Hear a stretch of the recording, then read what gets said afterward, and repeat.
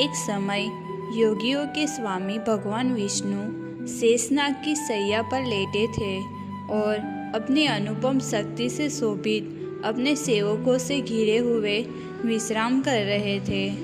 उसी समय संयोगवश संसार के पितामह वेदों के ज्ञाता श्रेष्ठ ब्रह्मा जी वहाँ पहुँचे और उन्होंने कमल नयन भगवान विष्णु से कहा, तुम कौन हो? पुरुषों में श्रेष्ठ होकर भी मुझे देखकर अभिमानी बने हुए हो। उठो पुत्र, मुझे देखो, तुम्हारा स्वामी आया है। जो व्यक्ति आए हुए गुरु को देखकर भी अभिमान करता है वह निश्चय ही घोर अज्ञानी है और उसे भारी प्रायश्चित करना चाहिए। यह सुनकर भगवान विष्णु क्रुद्ध तो हुए पर बाहर से शांत रहते हुए बोले, तुम्हारा कल्याण हो पुत्र, तुम्हारा स्वागत है। ब्रह्मा जी बोले, हे वत्स विष्णु, मैं बड़े गर्व के साथ यहाँ आया हूँ। मैं संसार का पितामह और पालक हूँ। भगवान विष्णु ने कहा, हे वत्स, यह संपूर्ण जगत मुझसे उत्पन्न हुआ है। तुम मेरी नाभि कमल से उत्पन्न होकर भी अज्ञानवश व्यर्थ की बातें कह रहे हो। इस प्रकार दोनों का मोह से अंधा हृदय एक दूसरे से संघर्ष में लिप्त हो गया। उस समय न सूर्य चंद्र का उदय अस्त हुआ, न नक्षत्र ग्रह चमक सके, न वायु चली, न अग्नि जली, न आकाश रहा, न पृथ्वी और न दिशाएं। समुद्र सुप्त हो उठे, पर्वत कांपने लगे, वनस्पतियां सूखने लगी और जीव व्याकुल हो गए। दिन रात्रि मास ऋतु का नियम टूट गया। दोनों ही एक दूसरे को नीचा दिखाने लगे और युद्ध को तत्पर हो गए। दोनों अमरवीर जिनके वाहन हंस और गरुड़ थे आपस में युद्ध करने लगे। सभी देवता आकाश में एकत्र होकर उनके भयानक युद्ध को देखने लगे। गरुड़ पर सवार भगवान विष्णु ब्रह्मा जी पर क्रोधित होकर भयंकर अस्त्र की वर्षा करने लगे। उसी प्रकार क्रुद्ध होकर ब्रह्मा जी ने भी भगवान विष्णु के वक्ष स्थल की ओर तेजस्वी अग्नि के समान बाण और अस्त्र छोड़े। यह युद्ध और भी क्रूर होने लगा।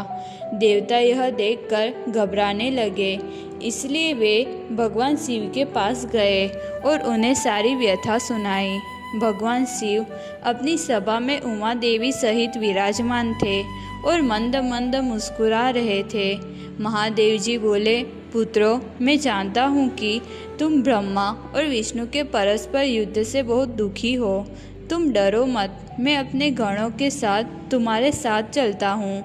भगवान शिव नंदी पर आरूढ़ हो देवताओं सहित युद्ध स्थल पर अदृश्य होकर देखने लगे।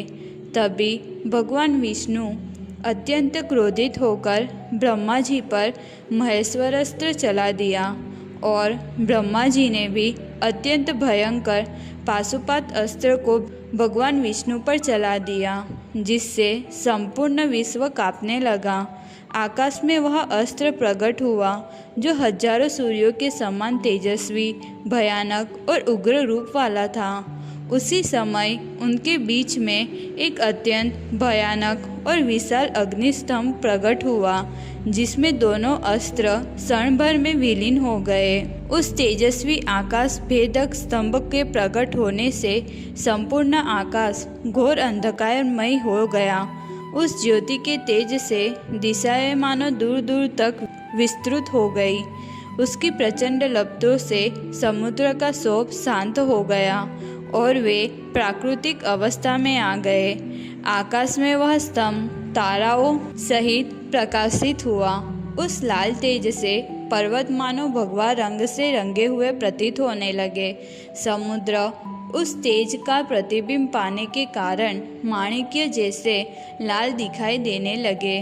वृक्ष नए कोमल पत्तियों से युक्त जैसे सुशोभित हो गए।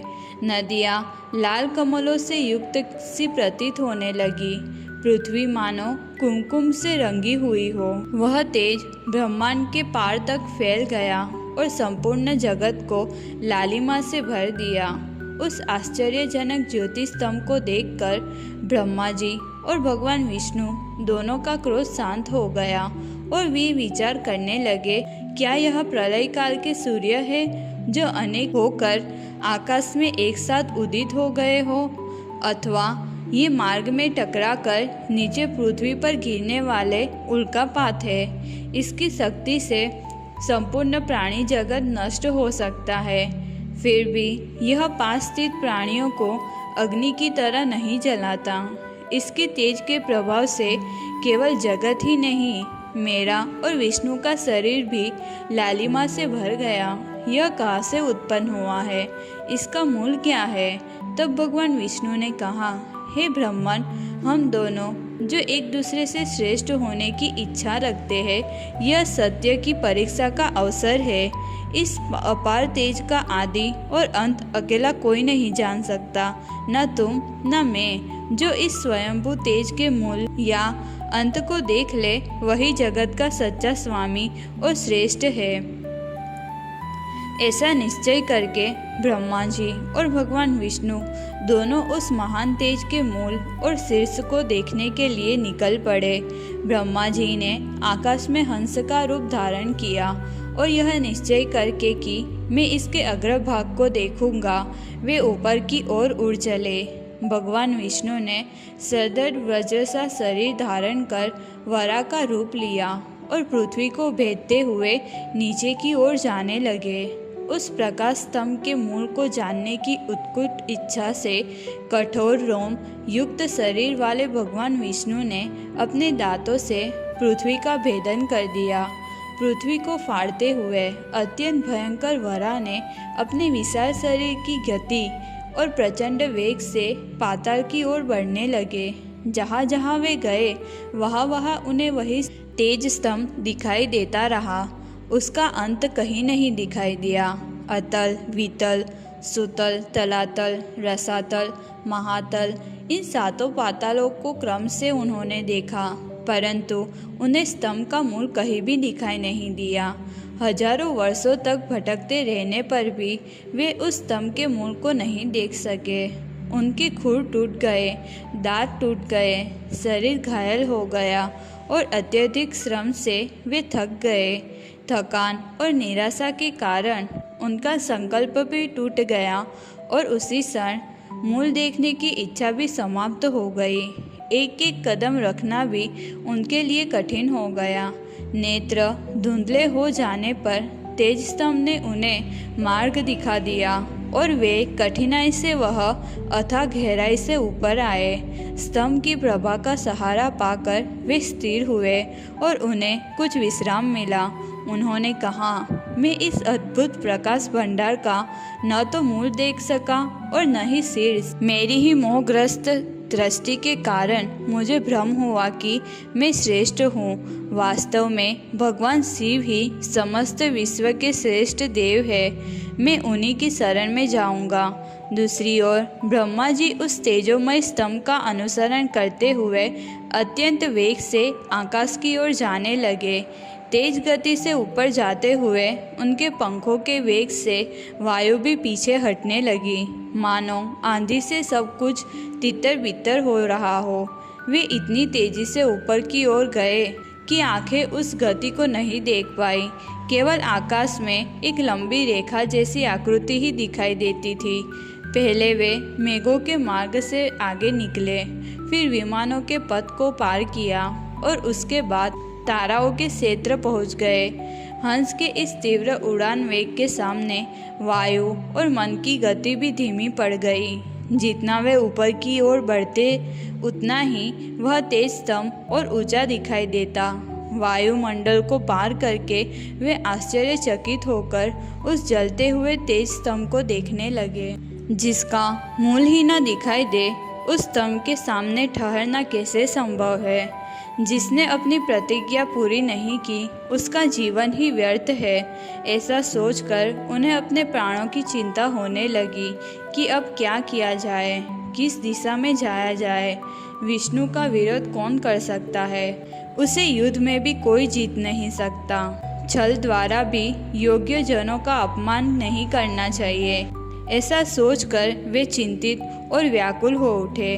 तभी आकाश में दूर एक चमकीली रेखा दिखाई दी जिसका स्वरूप दिव्य लग रहा था। वह क्या है? कमल की डंडी है या कोई और दिव्य वस्तु? इस संदेह में वह उसकी ओर गए। तब उन्हें केतकी का पुष्प दिखाई दिया। उसमें से दिव्य सुगंध फैल रही थी। ब्रह्मा जी ने उस केतकी पुष्प को हाथ में लिया और उसे स्पर्श करते ही उसमें चेतना उत्पन्न हो गई और वह बोली, हे ब्रह्मा, तुम मुझे क्यों पकड़ रहे हो? मैं तो बहुत थक चुकी हूँ। सैकड़ों वर्षों तक आकाश में उड़ते उड़ते यहाँ पहुँची हूँ। उसे थका हारा देखकर ब्रह्मा जी और भी निराश हो गए और उनका मन अत्यंत विचलित हो गया। उनके पास आगे बढ़ने की शक्ति नहीं बची थी। उनकी आंखों के सामने अंधेरा छा रहा था। अंग शिथिल हो रहे थे। वे नीचे गिरते हुए खुद को अनुभव कर रहे थे। उनका अहंकार टूट गया। इस दिव्य प्रकाश राशि का कारण न तो मैं हूँ, न नारायण और न ही इंद्र आदि देवगण। ऐसा निश्चय करके वे अत्यंत आश्चर्य में पड़ गए। तब उन्होंने केतकी से पूछा, तुम कौन हो और कहाँ से आई हो? केतकी ने उत्तर दिया, मैं भगवान शिव की आज्ञा से चेतन स्वरूप धारण करके इस तेज स्तंभ के शिखर पर स्थित थी। पृथ्वी लोक आने की इच्छा से मैं यहाँ पहुँची हूँ। यह सुनकर ब्रह्मा जी को कुछ आश्वासन मिला और उन्होंने कहा, तुम मुझे सत्य बताओ, क्या तुमने इस तेज स्तंभ का अंत देखा है? केतकी बोली, अरे मूढ़, तुम कौन हो? मेरे बारे में क्या जानते हो? मेरे चारों ओर असंख्य ब्राह्मणों की कोटियाँ लिपटी हुई है। इसकी सीमा का प्रमाण कौन दे सकता है और कौन इसे जानने में समर्थ है? अनगिनत चतुर्युगों के बीच जाने पर भी जो भूमि के मध्य सीमा को नहीं प्राप्त कर पाया, वही मैं हूँ। ऐसा कहते हुए उसने ब्रह्मा जी को प्रणाम किया। ब्रह्मा जी ने अपना अहंकार छोड़कर हाथ जोड़कर कहा, हे महात्मन, हे केतकी, मैं सचमुच मूढ़ हूँ। मैंने विष्णु के साथ स्पर्धा की थी। हम दोनों शिव के ऐश्वर्य को भूल गए। उन्हीं के कारण शक्ति से सृष्टि का विस्तार हुआ है। अहंकार छोड़कर हमें शिव का अनुग्रह प्राप्त करना चाहिए। तेज स्तंभ को देखकर मैं और विष्णु मोहरूप अंधकार में पड़ गए थे। उस स्तंभ का मूल देखने की इच्छा से जो यात्रा की, वह कैसी थी, यह शब्दों में नहीं कहा जा सकता। न तो उसका आदि देख पाया, न उसका अंत। हजारों वर्षों तक ऊपर की ओर उड़ते रहने पर भी कुछ न मिला। मैं अत्यंत थक गया, मानो प्राण भी अलग हो रहे हो। सौभाग्य से आज तुम्हारा सहारा मुझे मिला है, अतः मेरे इस मित्रतापूर्ण निवेदन को पूर्ण करो। केवल नाम से मैं मित्र हूँ, वास्तव में दिन सेवक बनकर तुमसे याचना करता हूँ कि तुम चक्रपाणी विष्णु के सामने जाकर यह कह देना कि यह हंस रूप ब्रह्मा तेज स्तंभ के अग्रभाग को देख आए हैं। मैं वहाँ स्वयं साक्षी रूप में खड़ा था कि वह स्तंभ चंद्रमौली शिव के तेज का ही स्वरूप है। इतना कहकर ब्रह्मा जी ने सहायता करने की प्रार्थना की। विधाता ब्रह्मा जी के द्वारा बार बार प्रार्थना किए जाने पर पार्वती जी के प्रिय पुष्प केतकी ने भी उसी प्रकार तेज स्तंभ के समीप जाकर शेष बात भगवान विष्णु के सामने ब्रह्मा जी के कथनानुसार कह दी। भगवान विष्णु ब्रह्मा जी की ओर देखकर किंचित मुस्कान के साथ अपने विवेक से यह निश्चय करने लगे कि इन्होंने भी स्तंभ का अग्रभाग नहीं देखा है। मुझे भ्रमित करने या मेरा वध करने की भी यदि इनकी इच्छा हो, तब भी वे समर्थ नहीं हैं। देवादिदेव महादेव ही समस्त भूतों के स्वामी है। उस तेज स्तंभ के मूल को देखने में असमर्थ होने के कारण अब मेरा सारा अहंकार नष्ट हो गया है, क्योंकि मेरा जन्म त्रयंबक शिव से ही हुआ है। अब यह महेश्वर मेरे लिए पूजनीय हो गए हैं, क्योंकि उनके दक्षिण और वाम अंग से हम दोनों उत्पन्न हुए हैं। आज भी सत्य को न समझ पाने के कारण ब्रह्मा जी मुझसे ही असत्य प्रमाण दिलवाना चाहते हैं। अतः अब मेरे सभी दुखों को दूर करने में केवल शंकर जी ही समर्थ है। मुझे उन्हीं की शरण में जाना चाहिए। इतना सोचकर भगवान विष्णु महादेव की स्तुति करने लगे। उस दिव्य तेजोमय स्तंभ को परमेश्वर और जगत का स्वामी जानकर, जिसका न आदि है, न मध्य, न अंत, उन्होंने उसे ही नमस्कार किया और कहा, जय देव महादेव वामदेव वृषध्वज कालांतक कृतध्वनिसिन नीलकंठेन्दु शेखर, जय शंभो शिवेशान सर्वत्रयंबक धुजते स्मरवेरिन पुराराते स्थाणो भव महेश्वर, जय खंड परसो शूलिन पशुपते हर सर्वज्ञ भगभूतेश कृपालन निर्लोहित, जय रुद्र मखाराते पिनाकिन प्रमथाधिप गंगाधर व्योमकेश गिरीश परमेश्वर, जय भीम मृगव्याध कृतिवास कृपानिधे कृशानुरेत कैलासे नित्य में भी वास से, त्वदाज्ञा मरुद्रापि फणिवहति भूभरम दीप्यते सूर्य शशिनो ब्रह्मांडम पल्वतेम्बुधो, ज्योतिषिं संचरन्ते खे सर्वत्वच्छासनात् प्रभो अहं ब्रह्मा च जगतां सर्गसंरक्षणं विधाय कल्पसे पुष्टे सुते सस्यानि मेदिनी नाक्रामत्ये व्यय सीमां यच्च त्वन्महिमेव स अणिमादि महासिद्धिनिसाधारण वे भव कथं त्वां मरेरन्ये रूपेक्षे सम्मार्जितम् विस्मृत्ये विस्मरामस्त्वां स्मरामः संकटेऽपि च न रोषो जातु भक्तेषु प्रसादः सर्वदा हि ते यदा वित्से भक्तं त्वं यदा च प्रावृणोषि तां मोहबोधो तदा पुंसां कल्पेते बन्धमोक्षयो इति स्तुतः संज मलबद्धपाणिना पनतपशूनामथ चक्रपाणिना कृतापहासे च सरोजसंभवे मोदते प्रादुर्भूतया निधि। संध्या के समय जैसे चंद्रमा प्रकट होता है, वैसे ही उस तेजोमय स्तंभ से प्रकट होकर वे कैलाश शिखर के समान उज्ज्वल, उनकी जटाओं में भाल चंद्रमा शोभा पा रहा था। सिर पर कपालों की माला थी और शरीर पर भस्म रम रही थी। उनके कानों में सर्प कुंडल, ललाट पर उज्ज्वल नेत्र, कंठ पर हलाहल का काला चिन्ह सुशोभित था। वे त्रिशूल, कपाल, डमरू, धनुष, परशु, तलवार, कमंडलू और खट्वांग सभी अस्त्र शस्त्र धारण किए हुए थे। व्याघ्र चर्म धारण किए उस दिव्य रूप को देखकर नीले नेत्रों वाले विष्णु आनंद से नृत्य करने लगे। भगवान शिव ने कहा, हे विष्णु, आप सत्य बोलते हैं, अतः मैं आपको अपनी समानता का अधिकार देता हूँ। मेरे वैभव को जानकर विष्णु जागृत हो गए, परंतु ब्रह्मा फिर भी छलपूर्ण मन वाले ही रहे। इस अपराध के कारण अब उनकी प्रतिष्ठा कहीं नहीं होगी। केतकी ने जो झूठी साक्षी दी, इसलिए अब वह कभी मेरे मस्तक पर स्थान नहीं पा सकेगी। तब ब्रह्मा जी को बहुत पछतावा होने लगा। उन्होंने अपना अहंकार छोड़ दिया और शिव जी की भक्ति से स्तुति करने लगे। तब महादेव जी ने कहा, मैं तुम्हें वरदान देता हूँ कि तुम गणों के आचार्य कहलाओगे और तुम्हारे बिना यज्ञ पूर्ण न होगा। केतकी पुष्प भी दुखी होकर उनके चरणों में गिरकर माफ़ी मांगने लगा। तब महादेव जी ने कहा, मेरा वचन झूठा नहीं हो सकता, इसलिए तू मेरे भक्तों के योग्य होगा। इस प्रकार तेरा जन्म सफल हो जाएगा। बाद में ब्रह्मा जी और भगवान विष्णु शिव को प्रणाम कर उनके दाएं बाएं भाग में खड़े हो गए।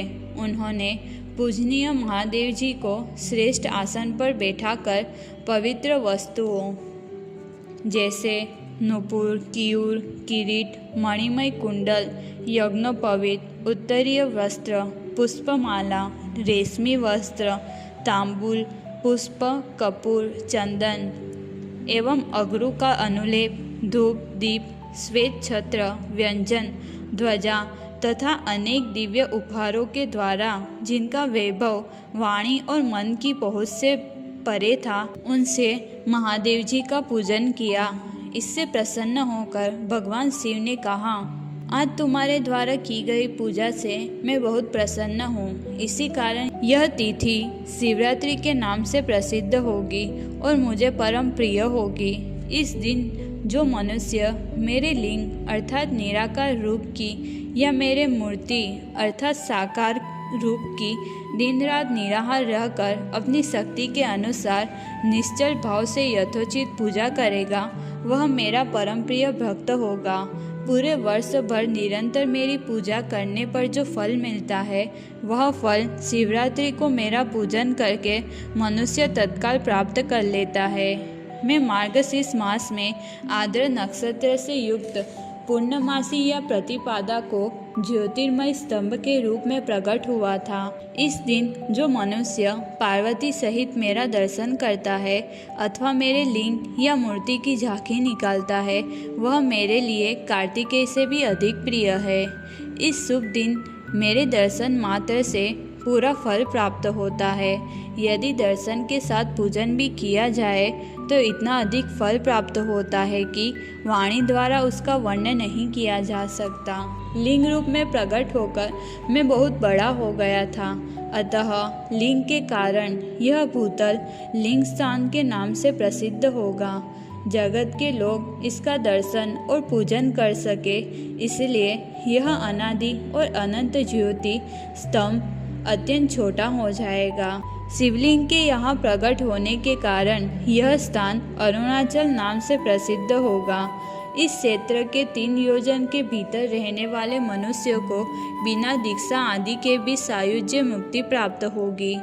युगों का अंत होने पर भी महासागर इसे डुबो नहीं सकेंगे, वायु इसे हिला नहीं सकेगी और अग्नि इसे जला नहीं पाएगी। जिस जीव पर मैं कृपा करना चाहता हूँ उसका यहाँ जन्म होता है और देह त्याग के समय बिना किसी विशेष उपनिषदिक ज्ञान के भी मुक्ति प्राप्त होती है। यह स्थान दूर से नमस्कार करने पर और निकट से परिक्रमा करने पर यहाँ तक कि पापी मनुष्यों को भी कल्याण एवं मुक्ति प्रदान करता है। इसलिए हे ब्रह्मा और विष्णु, तुम सदा यही निवास करो। यह लिंग अपने दिव्य प्रकाश को संपूर्ण विश्व की समृद्धि के लिए प्रकट करता है। विशेषकर प्रत्येक वर्ष कार्तिक मास में कृतिका नक्षत्र के अंत में। इतना कहकर भगवान शिव अंतर्ध्यान हो गए।